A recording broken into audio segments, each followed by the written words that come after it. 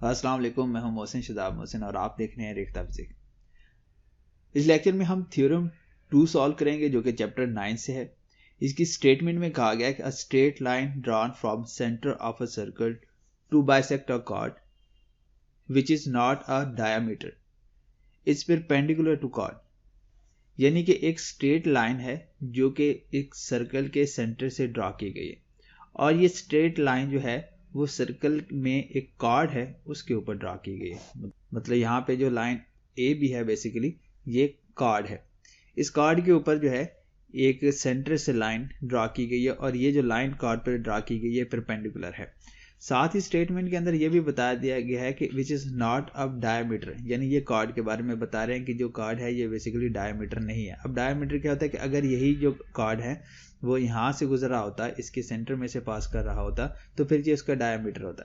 तो डायमीटर के अलावा कहीं किसी और पॉइंट पे जो कि सर्कल के सर्कमफेरेंस के किसी दो पॉइंट्स को टच कर रहा है वो कॉर्ड है और उसके ऊपर ये परपेंडिकुलर है। इतनी स्टेटमेंट जो है हमें दी गई है और इसी को हमने प्रूव करना है कि वाकई ही ऐसा है। तो इसको प्रूव करने के लिए सबसे पहले हम देख लेते हैं कि गिवन में हमें कौन कौन सी इंफॉर्मेशन हमारे पास मौजूद है। तो अगर हम यहाँ से देखें ये जो एम है ये मिड पॉइंट बनता है इस कॉर्ड ए बी का बनता है, ठीक है, क्योंकि इसमें बता दिया गया स्टेटमेंट के अंदर कि जो हम लाइन ड्रॉ कर रहे हैं सेंटर से वो कॉर्ड ए बी का बाइसेक्टर है। अब बाइसेक्टर का मतलब होता है उसको दो बराबर हिस्सों में तकसीम कर देगा। तो इस हिसाब से ये जो एम है ये इसका मिड पॉइंट बनेगा लाइन ए बी का। हम लाइन ए बी को हम कहेंगे कॉर्ड ए बी का मिड पॉइंट है। तो जो गिवन है उसको हम लिख लेते हैं। तो यहां पर हम सबसे पहले लिखेंगे m is the mid point of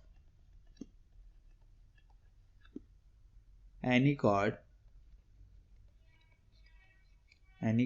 A B, यानी यहां पर कॉर्ड ए बी की बात हो रही है। यानी कि m जो है ये इस कॉर्ड ए बी का मिड पॉइंट है और ये कॉर्ड किस चीज का है, एक सर्कल का है और सर्कल जिसका सेंटर O है। और यहां पर यह भी बता दिया गया है कि जो कॉर्ड है where chord A B is not a diameter, is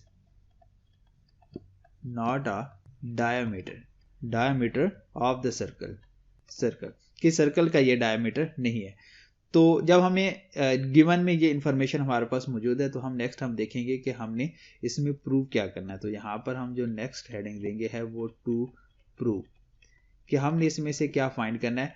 तो हमने ये फाइंड करना है कि जो ओ एम लाइन है वो कॉर्ड ए बी के ऊपर परपेंडिकुलर है। तो इस स्टेटमेंट को हम इस तरह से लिखेंगे कि O M, line O M की बात कर रहा हूं, ये परपेंडिकुलर है कॉर्ड ए बी के ऊपर। इस चीज को हमने प्रूव करना है। तो यहाँ A B chord A B लिखें, डायरेक्ट ए बी लिखें तो ए की बात है क्योंकि हमें पता है कि जो ए बी है ये कॉर्ड है। अब फर्दर इस चीज को प्रूव करने के लिए हम इस डायग्राम के अंदर कुछ थोड़ी सी चेंजिंग करेंगे। किस तरह से हम खुद से कुछ चीजें इसमें ऐड करेंगे और उसको हम कंस्ट्रक्शन में लिखेंगे। तो यहाँ पर हम सबसे पहले लिखेंगे कंस्ट्रक्शन।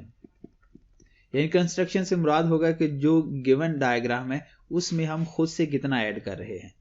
तो इसमें हम क्या करेंगे कि यहाँ पर ये जो पॉइंट O है उस पॉइंट O को इस पॉइंट A के साथ हम मिला देंगे। यानी कुछ इस तरह से हम इसको मिला देंगे ऐसे, और साथ में हम इसी पॉइंट O को दूसरी तरफ पॉइंट B के साथ में मिला देंगे। तो जो काम हमने किया है इस डायग्राम के अंदर उसको यहाँ पर लिख भी लेंगे। तो हम यहाँ पर क्या लिखेंगे, जॉइन A एंड B, यानी A और B दोनों को हमने किससे ज्वाइन किया, सेंटर C के साथ, यानी सेंटर O के साथ हमने इसको ज्वाइन किया। तो join A and B with centre O। और यहां पर अगर हम देखें जब ज्वाइन करेंगे तो इस तरह से हमारे पास दो तरह की ट्रायंगल बन जाएंगी। और अगर हम एंगल ड्रा करें तो यहाँ पर एक एंगल इसको मैं 1 कह दूंगा और दूसरा एंगल यहाँ पर 2 बनेगा। तो यहाँ हमारे पास दो तरह के एंगल बनेंगे। तो हम इसको लिखेंगे यहाँ पर राइट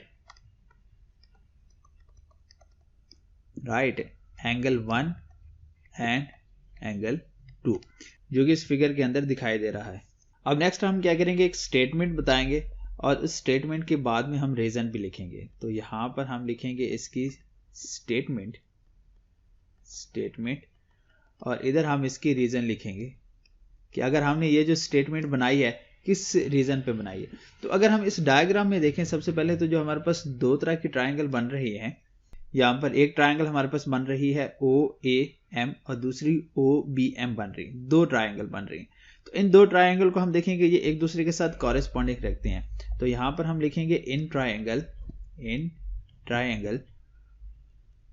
OAM ये कॉरेस्पॉन्डिंग किसके साथ रखते हैं, ट्रायंगल OBM के साथ। अब अगर हम देखें इसमें से ट्रायंगल की इस ट्रायंगल में 3 साइड हैं, इन 3 साइड को अगर हमने इक्वल प्रूव कर लिया तो हम कह सकते हैं कि ये ट्रायंगल एक दूसरे के साथ कॉरेस्पॉन्डिंग रखती हैं। और उसी से हम एक पोस्टुलेट बनाएंगे, फिर हम बताएंगे कि यहाँ पर ये जो लाइन OM है ये कॉर्ड B के ऊपर परपेंडिकुलर है। तो बेसिक हमारा पर्पस यही है कि हमने इस बात को प्रूव करना है।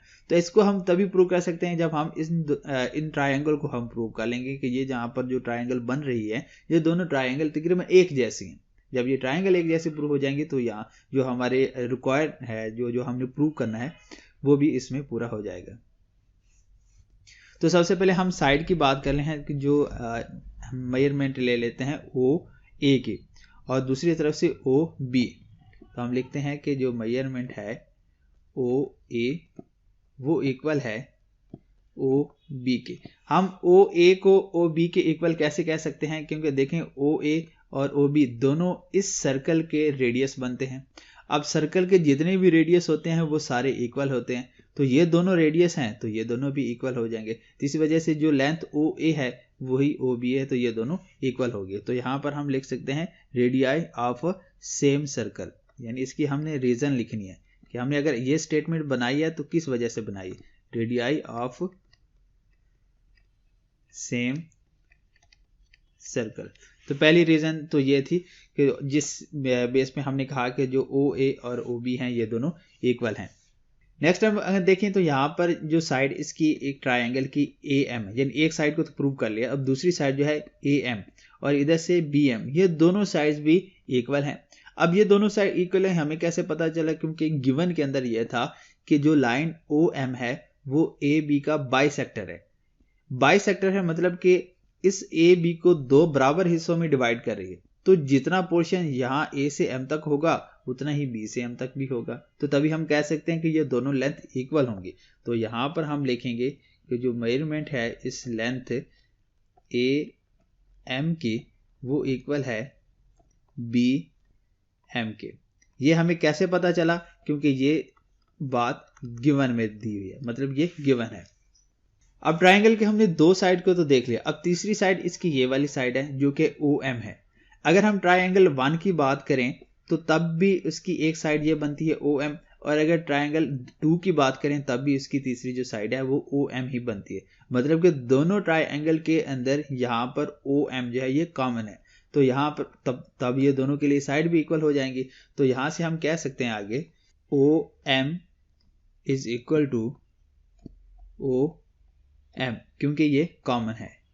अब हमने 3 साइड जो ट्रायंगल के हैं इन तीनों साइड को हमने प्रूव कर लिया कि ये इक्वल है। अब तीनों साइड दो ट्रायंगल की इक्वल हो जाती हैं, दैट्स मीन्स कि दोनों ट्रायंगल एक जैसे हैं, तो हम उनको कह सकते हैं कि ट्रायंगल जो है वो OAM और ट्रायंगल OBM दोनों कॉन्ग्रुएंट हैं।